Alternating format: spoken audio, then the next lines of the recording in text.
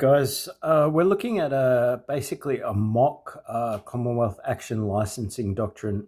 It has substantial nexus principles as well as definitions for fee-for-service models, which is action license, revenue measure in which to administer a regulatory scheme, action license, and then a singular character threshold determination. So keeping in line with basically Section 55 of Australia's Constitution. So substantial nexus principles are analogous in Canada as well as US. So they draw upon heads of power for action licensing. The other thing I want to touch on is that fee-for-service principles as well as revenue measure in which to administer principles all form public law obligations, and then we're getting into the category of state action vocabulary, hard laws basically, and hard laws are obviously mandatory, and you have to comply with it. But civil and criminal liability, you still have to. There's a heavy reliance that the government actually provides appropriate forms of recourse as well as legitimate forms of appeals mechanisms and that. So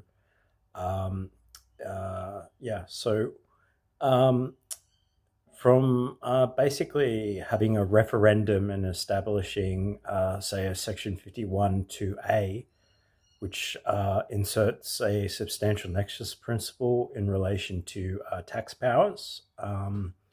From that, what you can do is establish it's about a one-page Commonwealth action licensing doctrine, and it's a drafting legislation guide, and it provides for largely better economic assessment of licensing activities, so you can better economically assess it. And it also provides for people who are getting licensing better understanding of what they're actually paying for, so they can actually understand that they're paying for a fee-for-service principle model or a revenue measure in which to administer principle.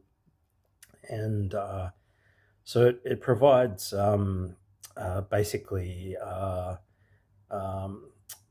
good degree of transparency in relation to taxation powers in the Commonwealth. If you go to crparty.com.au, you will see there's basically a redesign of Australia's firearms licensing laws and into basically a Commonwealth model where it draws upon a fee-for-service principle through Section 51(2). And so it's a public law obligation, or what would fall into more the category of a Commonwealth action, which is a hard law, and there is a higher degree of functional regulation than your NFA system, which is largely hybrid in nature. It's really just a patchwork system of different state jurisdictions. So the Commonwealth has Section 51(2) to draw upon for three subjects of taxation, as well as pure revenue measures. The other thing is that no states or local governments have a head of power or a constitutional head of power for taxation in which to establish many of these principles: substantial nexus, fee-for-service, revenue measure in which to administer, or any form of singular character assessment. And the difference is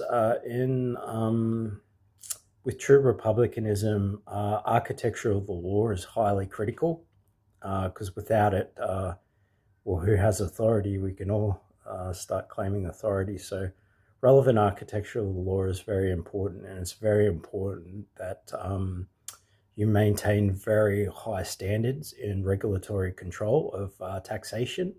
A government that can't handle taxation has really lost the plot. And so tax is a very important power in a constitution, which you have to aim for high transparency levels with the general public, but you've got to aim for really tight regulatory control. And the other thing is with the model on crparty.com.au, you'll see there's actually sunset clauses into the Licensing Act that's on display.